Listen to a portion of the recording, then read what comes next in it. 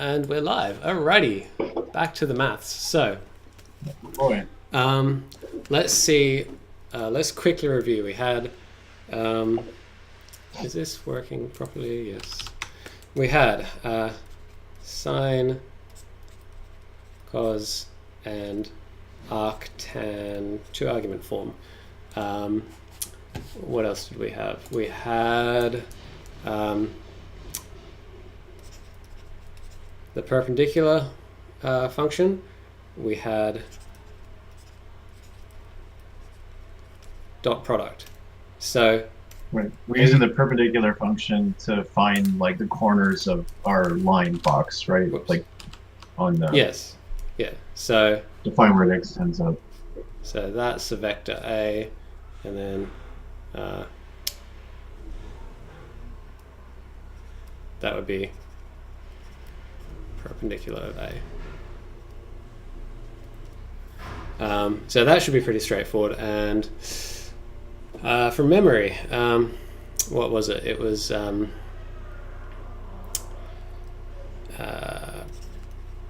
perp of x comma y. You'll have to excuse the trucks.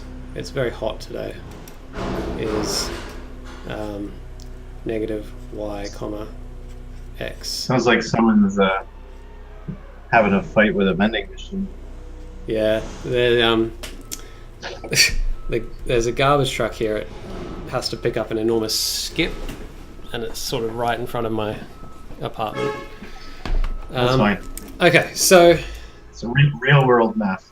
That should all be familiar. So you're happy with everything we've got there? Yeah. Cool. All right. Yeah. All right. So what I want to add on to this today is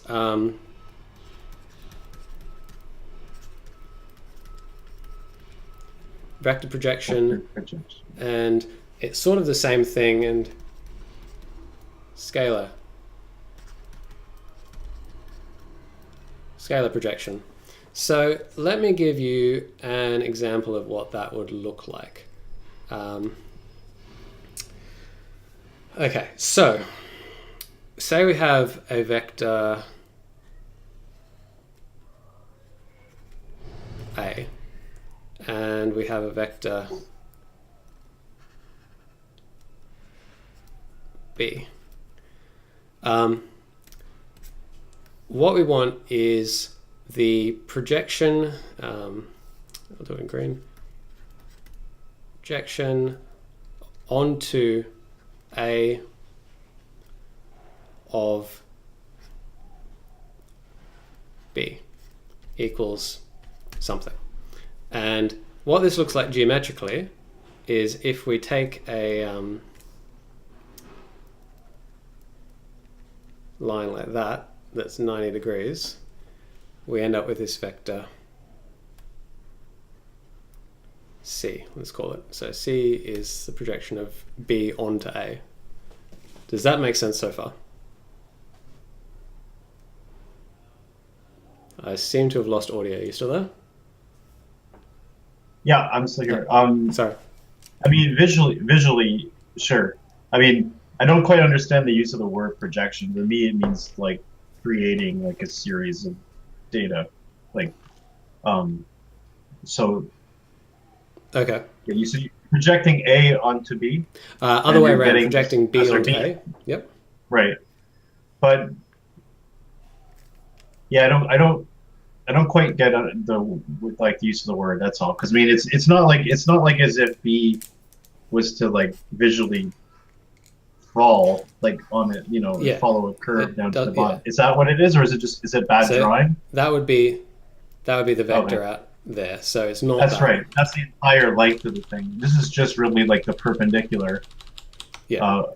From A to B to complete that triangle. So, basically, we're forming a right angle here. So what we're doing is we're taking that and being like, we'll project it down onto there. Okay. So the projection, like, I think you're using it in like a stats sort of sense. There's also the case where it's like when you're doing 3D and you've got like a camera or an eye, and you've got like a terrible drawing of like a view frustum, and that's a 3D projection process, and we can talk about that one later once we do. Right. That's almost like a movie projector type of situation. Yeah. So that's another way to use the word projection. So it's just a matter of the words get reused in maths. So we'll no problem. Sort that one out when we get to matrices. And sure, but why do we do this? It's almost getting like into arbitrary math for me. Like, yep. Why do we care? So the reason I want to do this one is because I can take this somewhere that's not arbitrary, and it also takes the dot product somewhere that's not arbitrary. So cool. I just want to make sure we're on the same page with what it means. So it might make more sense to say it's projection if we chuck in like, we've got, another vector here. We project that one there, and then we might have another one out here, and that one ends up there. And so we're projecting all of these vectors onto A, and we end up with a whole lot of vectors that are pointed in the direction of A and are sort of different lengths.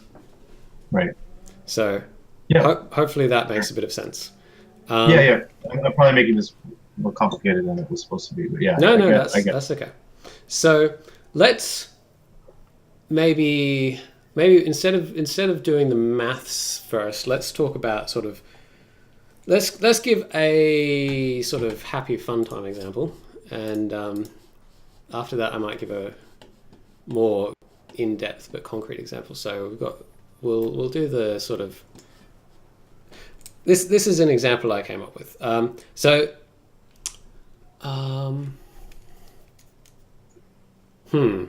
just trying to think of the best way to explain this. Okay, so let's say, and we'll get a bit abstract here.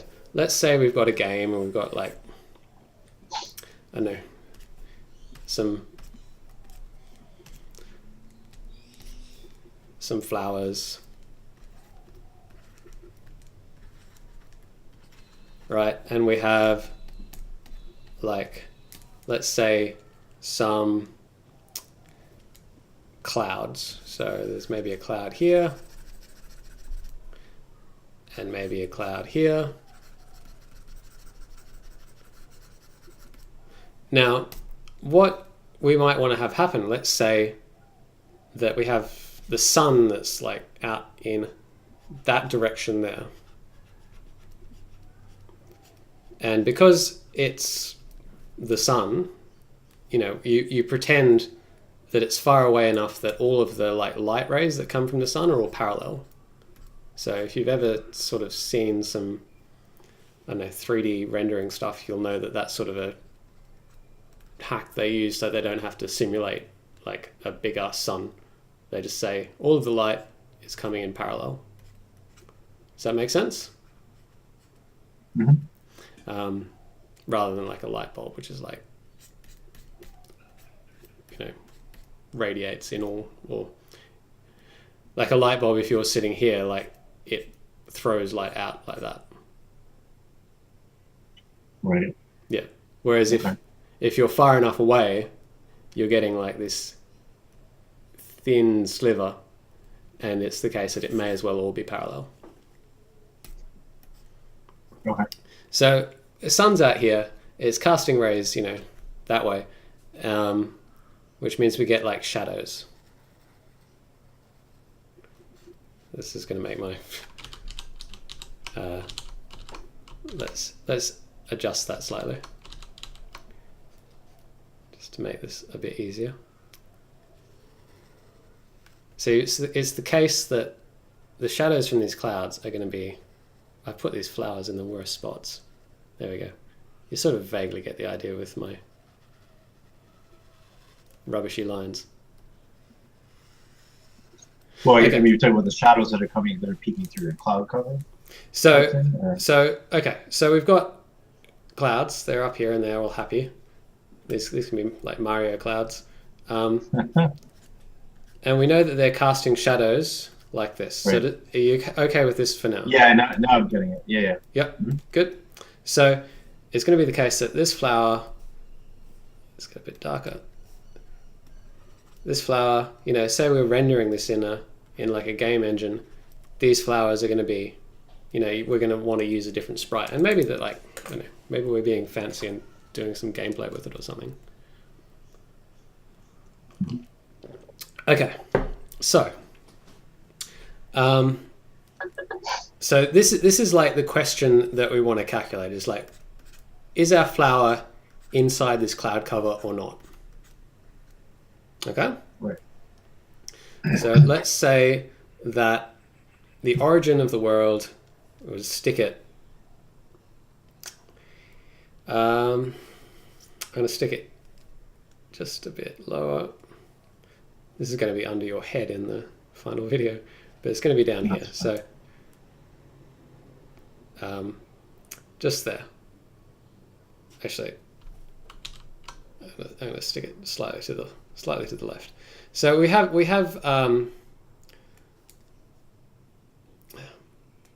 dragging this with the tablet. All right, we have this. So this is like 0, 0, and we know that the sun, you know, if we say the sun is in that direction, it's like, you know, that's S hat. Okay. And we know that all of the shadows are, like, you know, going that way, so negative S hat. So what we can do is we can take this vector here, and we'll call that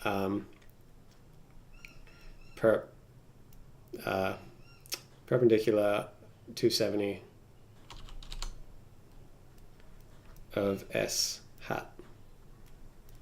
So far that's all stuff we've done. Make sense? Okay. Right. So we have this direction that's going out here. Sorry, I was muted. I was saying yeah to all Yeah, of that. I lip read that.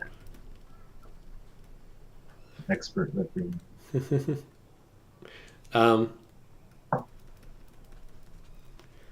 So we've got like this axis basically. And what we can do is, if we have, like, you know, the vector to say this flower, let's draw that a bit better. You'll get it. Okay, quality, There it is. quality artwork right there. So we have that vector. What we can do is we can project that onto this axis.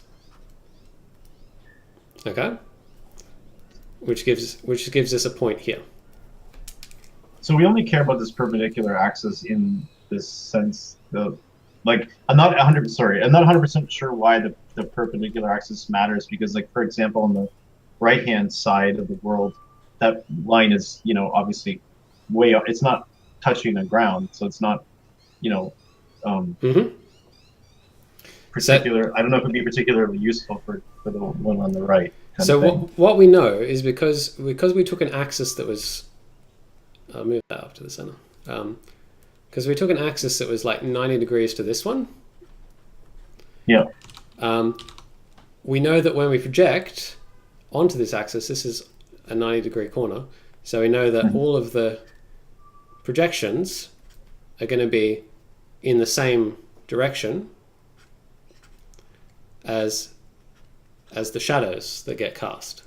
Okay. Okay.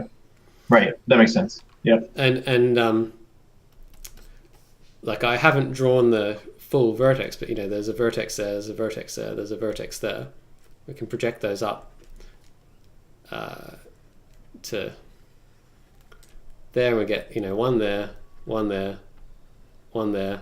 We've got this one here that we did before. So we've got all these positions that are along this axis.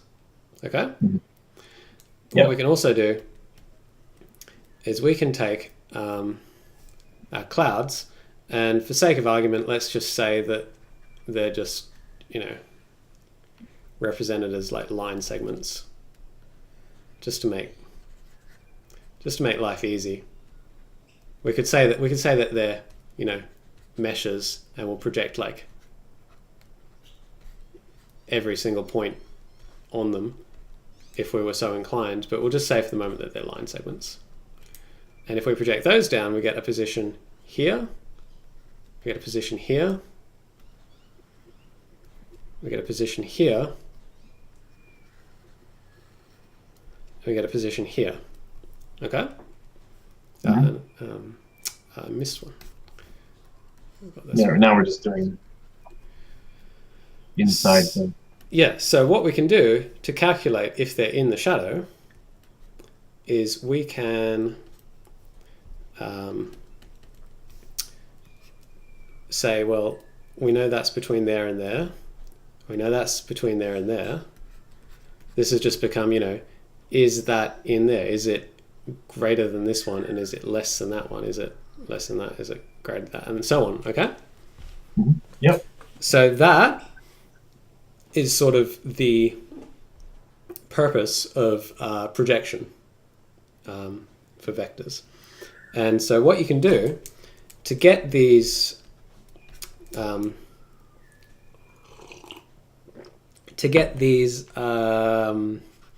positions and so on, that's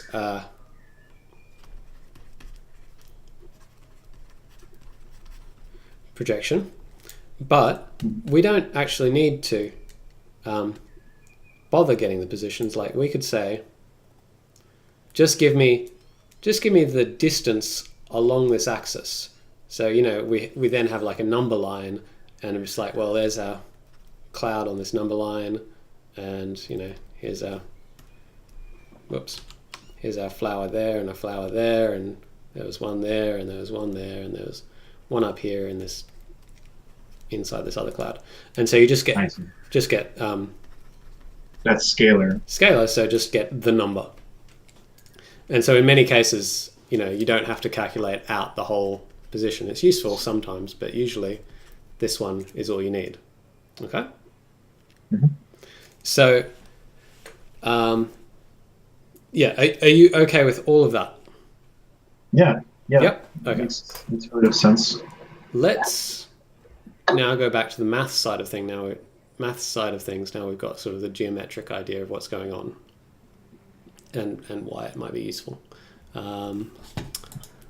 Let me see. Okay, so we have this situation, and yeah, okay, I'm going to make a new layer and we'll do some maths. Okay, so let's start with cosine. So you'll remember that, you know, we have our beautifully drawn unit circle. And hey, you didn't do too bad on that. It started right anyway. That's, you know, that's theta equals 0. And we know that, you know, the x value is cosine. So we know that at theta 0, x equals 1, because it's out there. If it's up there, you know, it's so if it's perpendicular, it's, you know, x equals 0 at theta equals pi on 2, and obviously if it's this way, you know, it's theta equals pi, x equals -1. So all that should, you know, be stuff we covered. Right. Yep. So far, yeah. I mean, it's tenuous, but yeah, I remember. Okay.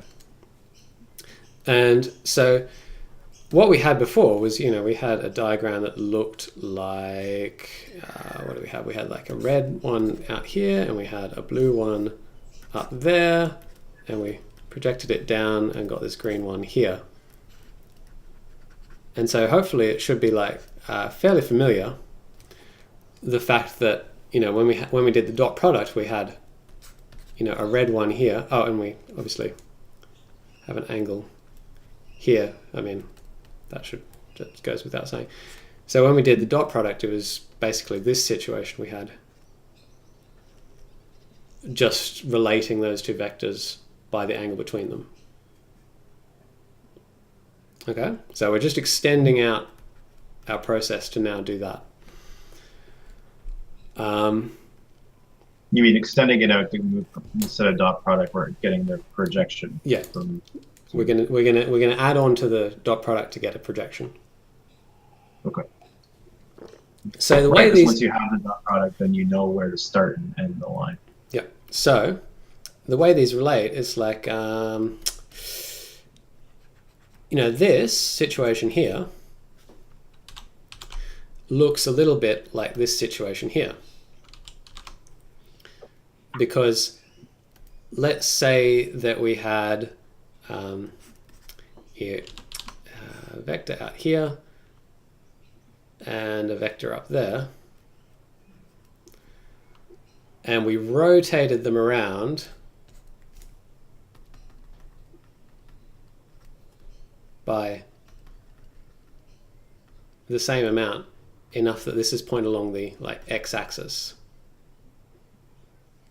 So we end up in a situation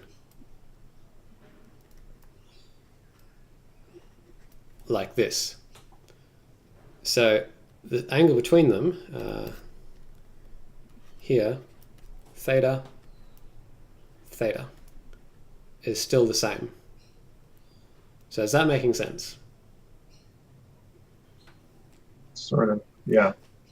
And so what we will say about that is that we'll also add in the fact that these are going to be length. How would I do this?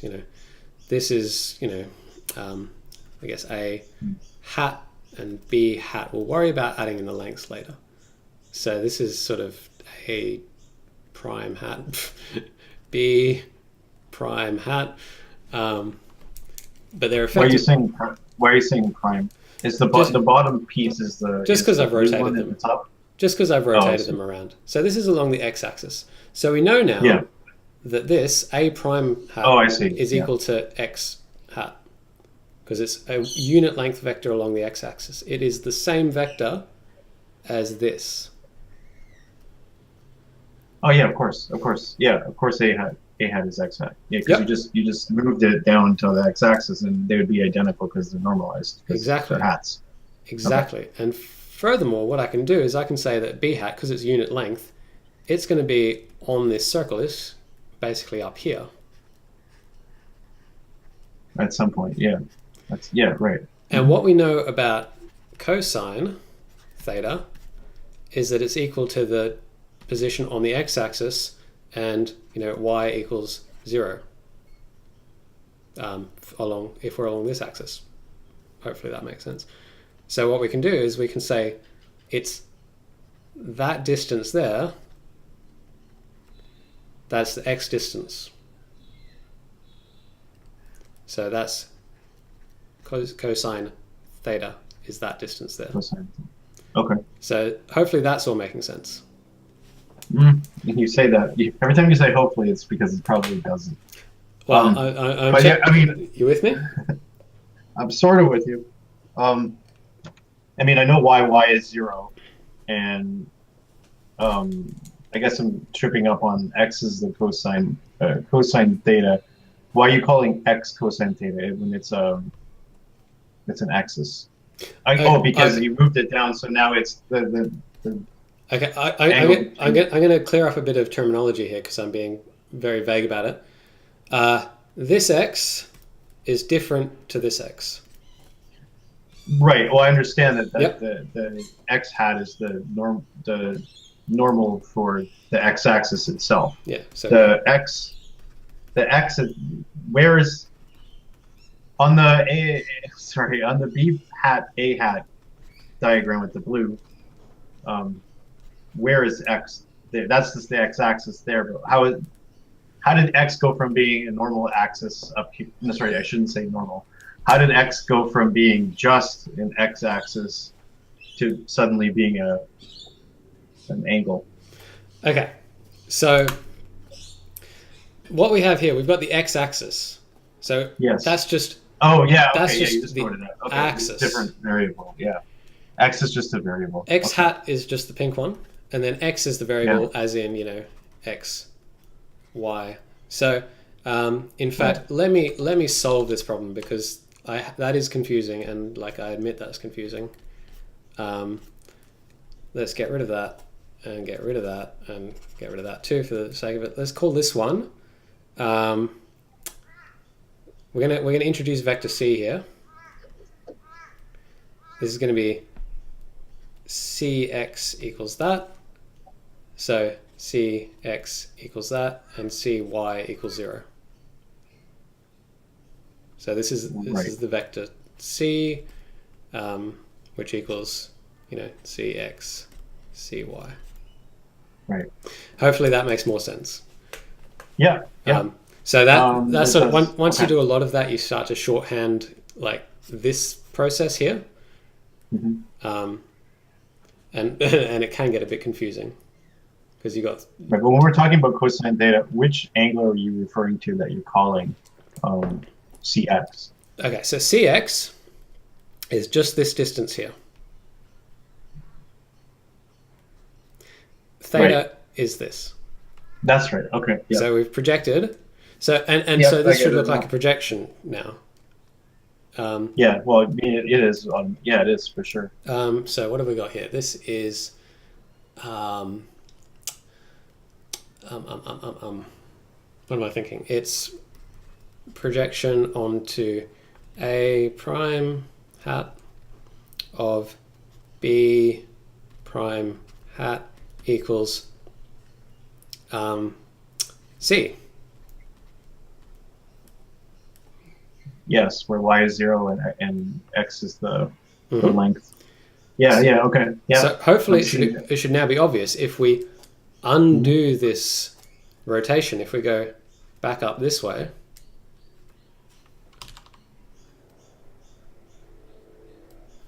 we now have, I've messed up the colors, but oh well. Yeah, you're just gonna do it in same. Yeah. We now have, you just rotated it for simplicity. Yeah, and to allow us to like pretend this is a unit circle with like an x-axis. So this is and sort of this process should give you a feel for how we're like changing the axis, because this x-axis was defined, you know, as going out along this x hat, like the x-axis and x hat are related. Yeah, well, directionally. And so then we have C. So we'll call this one C prime, etc. So now we have the vector C. So this is still a projection. We've just projected it onto A, which is now its own sort of axis, A hat. Right. Okay. Yeah. So the final step in this, let's say, with some space, used up all this space. Let me think. The final step in this process is if we have like this 3 points here are now a triangle. So it's like that, that, that. And what we know about triangles is when we scale them,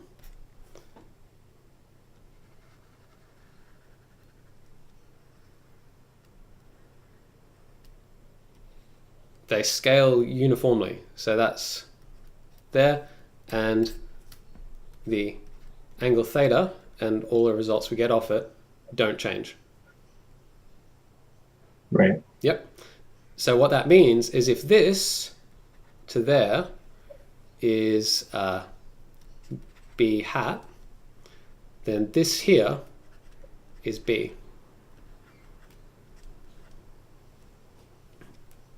And so that means, and I'll just call it, Q.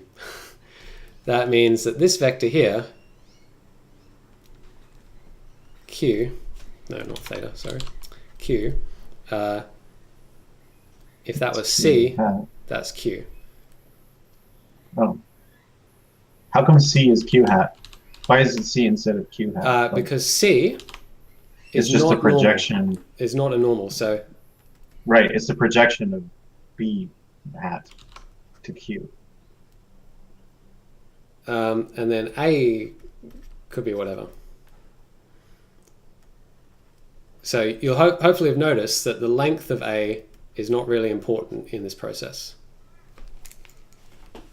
No, because yeah, that's the projection part of it. You're projecting from the like the longer the length of A is, since the angle doesn't change, it's just going to change the point in which you can project B down to it, right? Projection is because it's just using this, like that's an axis, and then that's an axis, and then that's an axis. Mm-hmm. It just projects down on the axis onto the axis. So if we have, right, if we're going to define an axis, A hat, straight lines would be great. If that's the origin, we could have points all over the shot. We could have points up here, and they project down to there. And we have points down here, and they project out to there. And if this was like A, we could have a point over here. It would project there just fine. And we can have points sort of behind A, like negative, like out here, and so on. So it's just giving us this situation here, which is this number line. Yeah, it's scalar again. Yeah. Yep. Okay, so so what do we have? We have Q equals projection onto A of B is Q. Okay, so let's now we have that sort of geometrically and related it to how cosine works. Let's do another layer and think about how we can use cosine, because we know that A dot B equals the length of A times the length of B cosine theta. So that's the dot product between two vectors, right, A and B of any length. And what we want to get is this vector here. So we know that is C equals, let's see, we need the cosine here, theta, to get sort of projection effect. Cosine of theta. And we know that we just did it. We just said that it scales so that B hat scales back out to B. So we know that we need to multiply this times the length of B.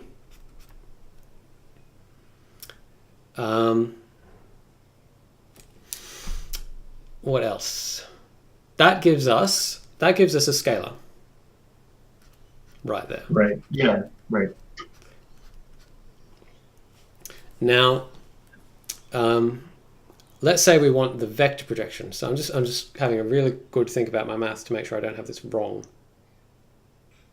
Yeah, that must be right. No problem. Yep. This number line scalar would be like a green line shooting up on the B vector all the way up to wherever it goes, right? No, so this is the length of B. So all we've done is this is the triangle, and this is like the scaled up triangle. So we've just taken that, scaling factor. Oh, I see. Yeah. Okay. Right. B is. Yeah. Sorry. Yeah. Go ahead. And so the cosine gets us there. Cosine times the scaling factor. And this is the scalar product. Basically. So what we know is if we want the vector product, I'll just do this for now. Sorry. So let me fix that. The length of C equals that. Now that's correct. If we want the vector C, the vector C, right. Okay, cool. We need, let me think, we need the scalar product, cosine theta times the length of B times the vector A hat. And that's basically saying, give me the direction of A, which is like that direction, and go out, you know, however far that is. So like go out that far on A, that's the vector C. There to there. Does that make sense? Yes. That's what I thought we were doing above until you told me it was just the length. Yeah, I got myself slightly confused though, because remembering all these formulas. So I actually have,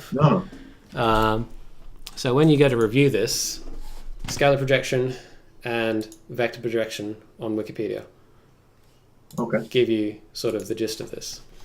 And they give you like the diagram. And so let's now, so we have the dot product and we have the scalar projection and vector projection. Did I scalar product? Yeah, scalar product and vector product are different things. I think the scalar product is actually the dot product. It's just another name for it. That makes sense because you're scaling by multiplying.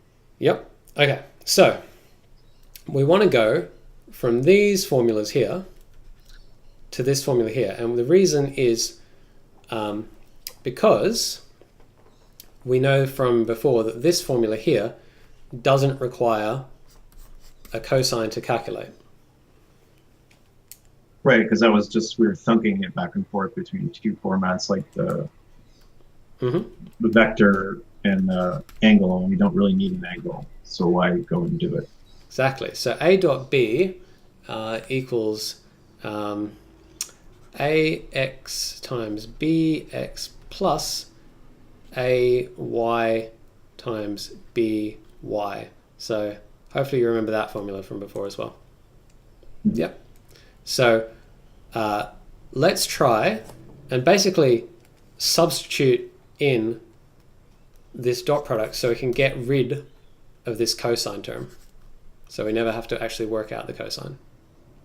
And so what does that look like? So we have cosine B here. We want to multiply both sides by, let's say C length. Let's multiply both sides by the length of A is length of A, length of B, cosine theta. Now we can do a little bit, now we can substitute in length of A, length of C equals the dot product of A dot B, and then we can say length of C equals the dot product of A and B divided by the length of A, because we've just chucked that together. We've divided both sides by A. So hopefully that's sort of fairly straightforward algebra. Yeah, I remember that from grade 10 math. And finally we can say if we know that if length of A equals 1, we can say that A hat dot B equals the length of C.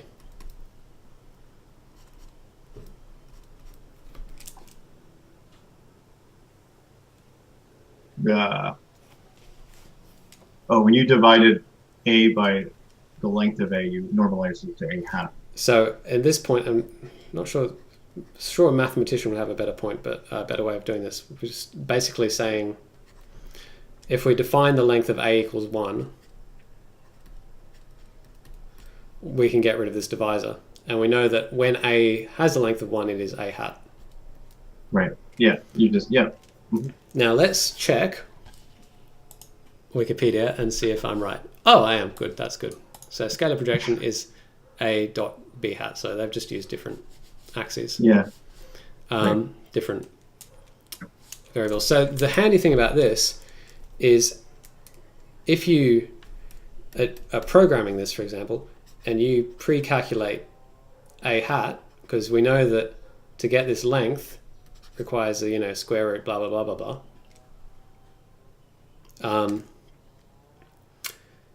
If you pre-calculate the normalized form of a hat, you can do this calculation very quickly because it is just 2 multiplications and an addition. Right. Yep. Okay. So then we have this one here, which is basically, we can say this is the same thing as that. It's just multiplied by a hat. And so we end up in a situation where, let's do it over here. If we want the vector c, it is equal to that. We'll substitute that stuff out for this one here is vector c equals a hat dot b, which is a scalar value times a. What is it? A hat dot b times a hat. So does that that make sense? Yeah. No. Yep. Yeah. Same as that. It's just So there's a convenient thing about this, and what we're going to do to show this is we're going to unwind this step here just a bit. So we're going to say that the vector c equals a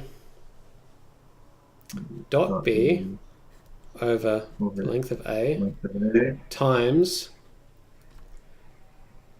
a over the length of a. Right. Yeah, you just made it a longer version of the same thing. Exactly.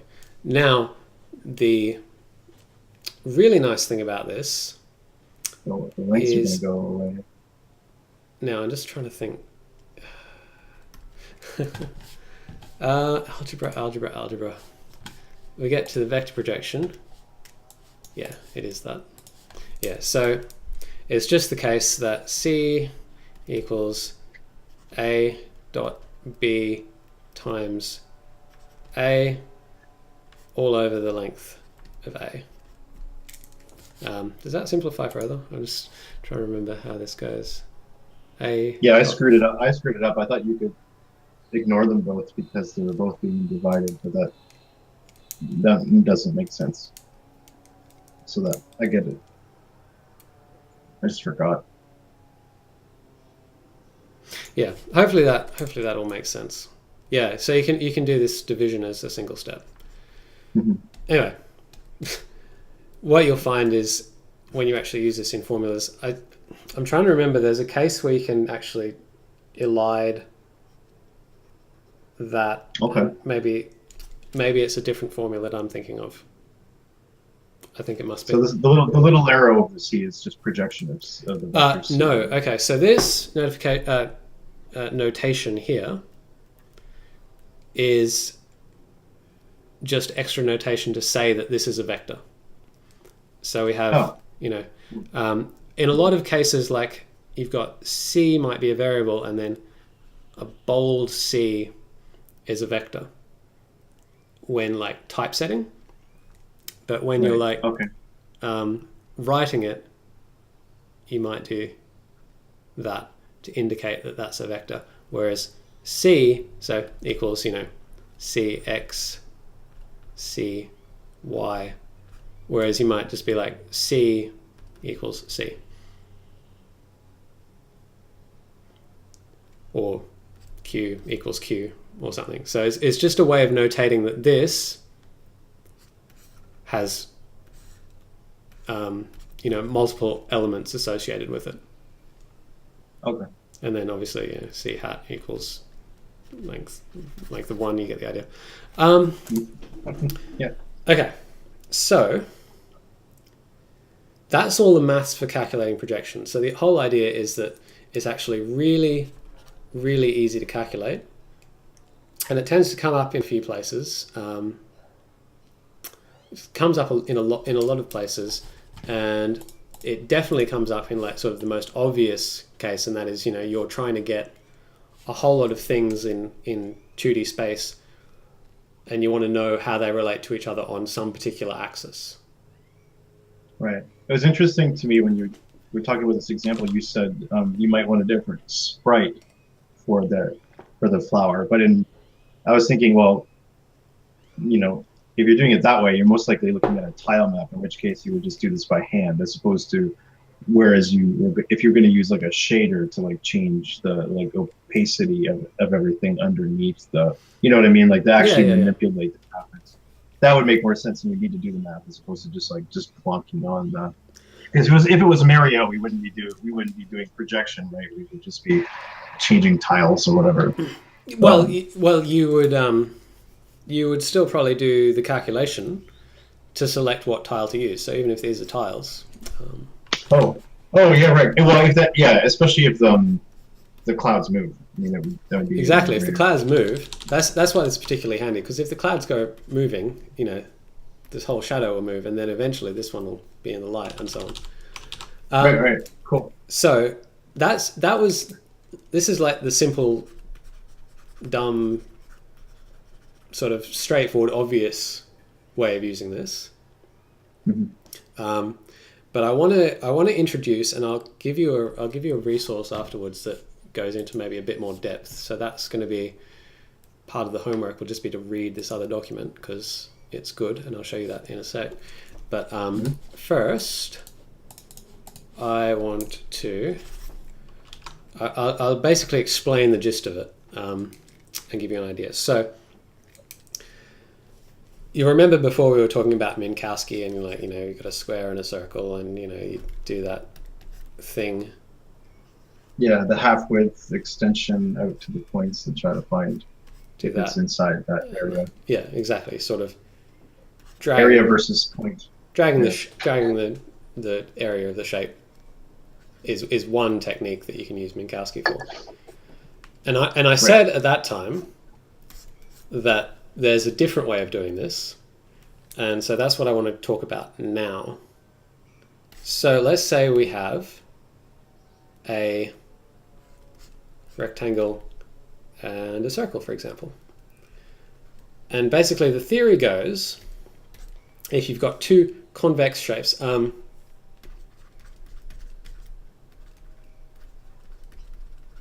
hopefully that doesn't need explanation. You're familiar with the difference between those two.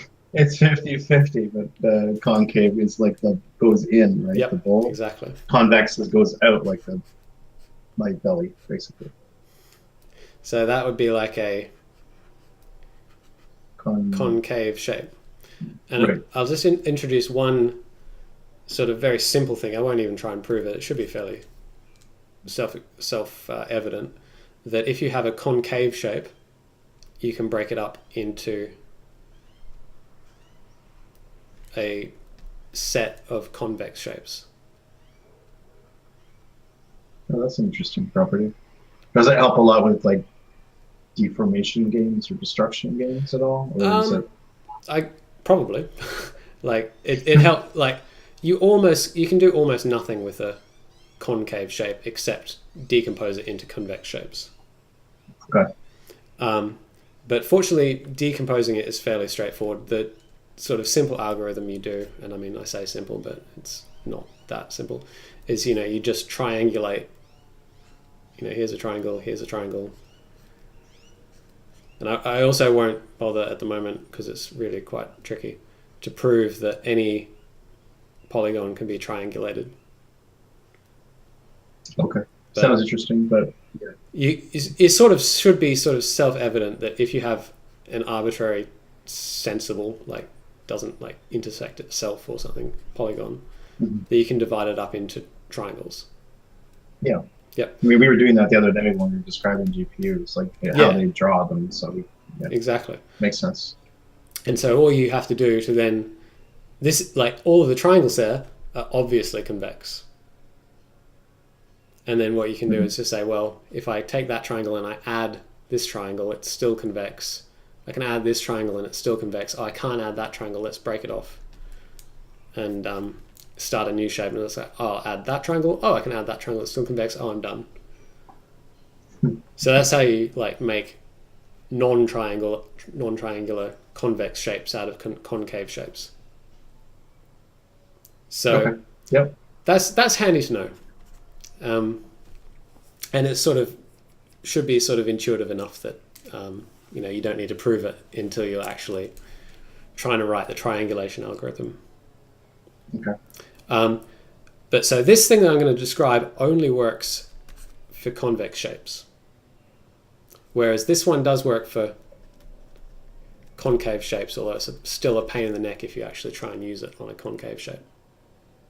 Okay. So what we have is we have our convex shapes, and we want to prove, or we want to demonstrate whether they're touching or not, okay, or they're intersecting. We want to know if like that's in there. Now, one way you can do that is you can say we know that it.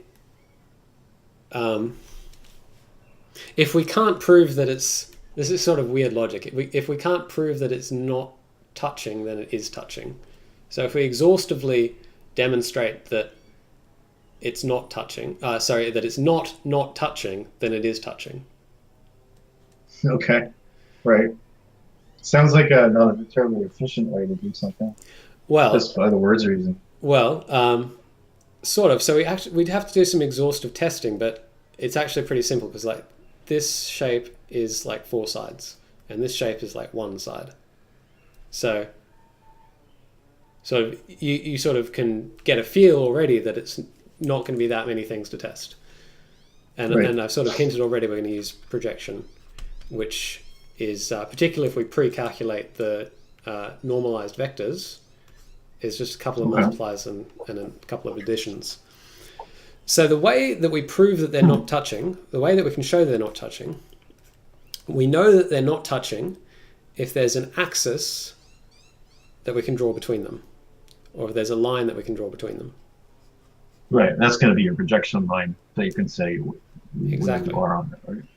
And so you remember in sort of, I think it was like the first week we talked about, there's a line segment, but there's also like the idea of like a line that's extends to infinity in either direction. Yep. And so we'll say these are lines, not line segments, but so here's just 2, but there's infinitely many. Here's 3 lines that pass between these 2 shapes. What we can do, I'll get rid of that last one to make it a bit easier. What we can do is sort of a similar process, is we can say, well, this line is perpendicular to this axis. I'll just use this one for now. And what we can do is we can project onto this axis these shapes.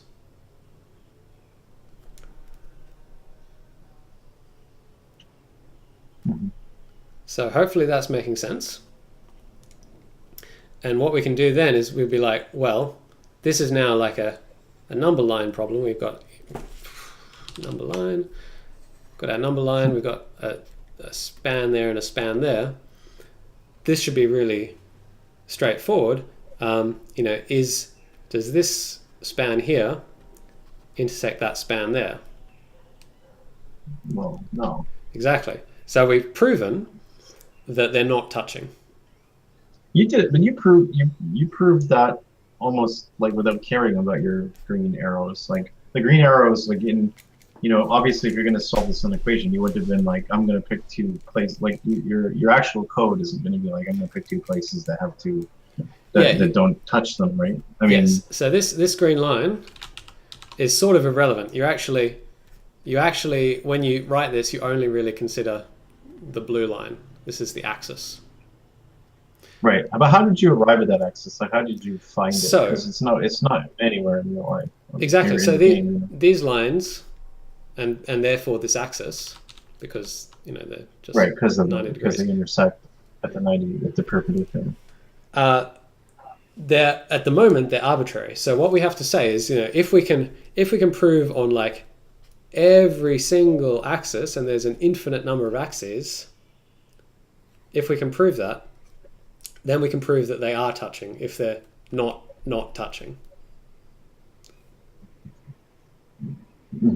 So actually, yeah, that makes sense, because, you know, we might have, let's do this in orange, we might have an axis here, and if we project these shapes onto this axis, they're touching at this point. Then. On this axis, they are touching. You know, you've got this span here, and this span here. So, you know, our thing will say they are touching on this axis. But we know that the shapes themselves are not touching because we've got this other axis here, this blue one, where they're not touching. So, right. I guess the other way to look at it is to prove that they're not touching, we just have to find one single axis case where they're not touching. But to prove they are touching, we have to exhaustively test all of the possible axes to make sure that there's not a case that is this case. So hopefully, like that's really sort of confusing logic. No, it makes sense, except that I'm still stuck on how you'd be like, you know, so the orange lines, or you take, you know, the axes or you project in that direction, but you could project straight down, you could project over here, but there's you know, an infinite number of ways you can project these two objects towards axes. So yes.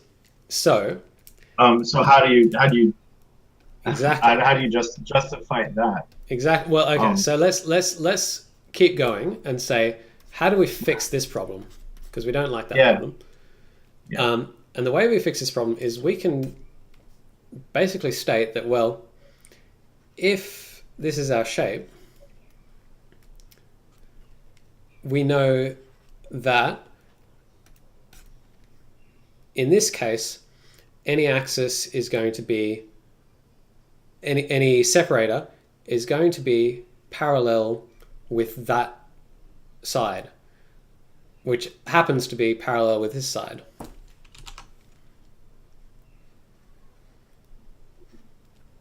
Or it's going to be parallel with this side. Which happens to be parallel with that side. Which happens to be parallel with this side. So for this shape, for the rectangle, we have two potential separating axes. If it was not a rectangle, if it was like that shape, then we'd have four. We'd have, you know, one there, and one there, and one there, and one there. And we know that we don't need to test the one that's like there, because that doesn't add any extra information compared to this one that's parallel to this side. Okay. And I'm actually somewhat. Yeah, sorry? And that's how you arrive at a smaller sample set, where you're only talking about like the four corners of the exactly. So I'm somewhat regretting using the circle. So if we were so if we were going to do shape A, B, and C, if we're going to do shape A and B, we'd have 6 axes to test. If we were going to do shape A and B, then we'd also have to test, well, in this case, because it's in here, which we can sort of discover easily because it's a circle with a bit of geometry. These 2 axes are all we need. We need 2. But say the circle was up here, then we need some axis in that sort of area to show that they're not intersecting. And so I'll just draw that out a little bit bigger. So the case we have is we've got like a corner versus a circle. What we can show is if we take the center of this circle and we draw a line to that point, we can show that this is the axis we care about. Well, this is the line that we care about. So actually,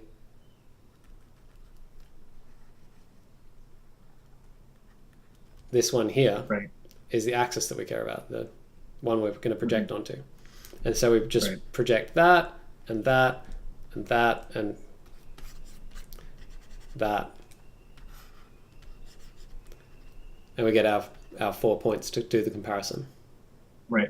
Yeah, and they're not. So that's the only one so now we can just palm out of this because we know they're not touching because we have one case where they're not. Yeah. Exactly. Okay. So if they happen to be touching, if we've got one here, we'll test green and find that, well, it's there and there and there and there. So it's touching on that one. And we'll test blue and it's like, let's use a blue. It's like there and there and there and there. It's touching on that one. And then we'll test this point, and that will look something like there's not much distance there, so this axis is a bit stuffed. It's going to be there and there and there and there on this third testing axis there, and it's also touching there. So we've done 3 tests, and they've all said touching. If they all say touching, we're touching. All axes touching, we have a collision, or we have an intersection. Right. There's one, so that's really handy to do intersection tests because it lets you do sort of polygons of sort of completely arbitrary shapes and circles, and we can also do like interesting things like semicircles that are convex with a bit of trickery. So I actually lied a little bit about yeah, so you can do this if you sort of invert the case. So it's like one axis. The document I will give you will actually show this case in a bit more detail. I'll skip over it for now, but you can do like a semicircle like that shape, or I guess that shape. So all sorts of arbitrary shapes. So the circle's pretty easy because it projects down quite well. You can do ellipses, which are sort of just stretched circles, but involve a bit more maths because you've got to stretch out these axes and stuff. But it's quite a powerful technique. So this is called the separating axis theorem. So if you see that in like some kind of collision. Definitely collision. seen that before. Yeah, I have a book on collision detection that talks about that. But excellent. This component level. But. Okay, so that is one of the more useful ways of using projection. And I'll just hint at one other thing because I think we're going to have to finish up now. Yeah, we're definitely over for sure. But. Yeah, we're just hitting an hour now. So the last thing I'll say is that say you have let's just say, a rectangle versus another rectangle that happens to be axis aligned with this rectangle, which means there's only two axes, just for convenience. And this technique works with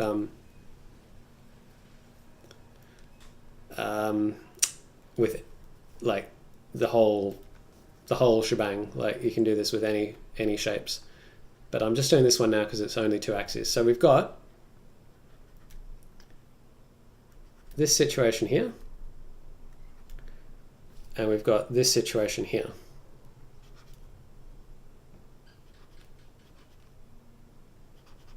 Okay, so you should be happy with this. They're both intersecting on both of the available axes. What you can do is you can then take this distance here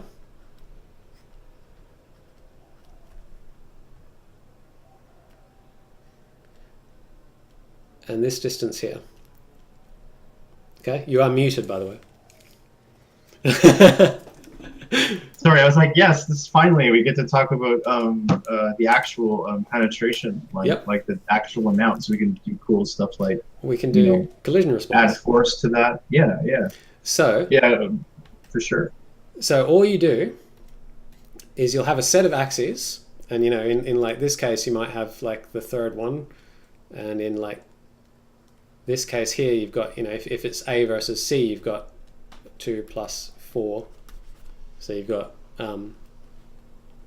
6 axes to test. But in this case, you've got 2 axes to test. All you do is you take the smallest one. What you can then do is, if these are shapes, and we can add physics on this as well, but if these are intersecting, all you do is you take that smallest vector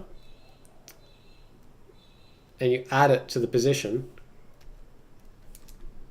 which will put it here. Then you get this nice shape that is the same shape, same physics object that's resting on that surface. Mm-hmm. Okay, and so that's where I'm gonna leave it today. So hopefully all that made sense. So the last thing I want to show you. So where'd it go? I have to look over the top of my microphone. There we go. This is by the people who made N and N++, and it's a it talks about the separating axis theorem, and it is probably the best tutorial for game development that I've ever seen. A lot of tutorials are crap. This one is really good, and part of the reason is it's interactive, so I can like grab that.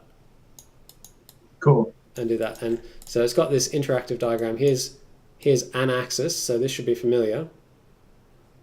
And they do go into a bit more, they use like half widths and stuff, and we'll go into it. So what I want you to do is I just want you to read through this, play with the diagrams. You'll see this is what we were just doing just now. It's highlighted the shortest axis of penetration. And then, this is it with triangle, which so arbitrary convex polygon, and this is like the same thing we did before with the circle. Okay. And similar situation here. So there's 6 axes here, but you don't have to actually consider them all because it depends what quadrant you're in. So read through this and sort of get a feel for it. And let's call that done. Cool. Thank you. That was good. No worries. Stop.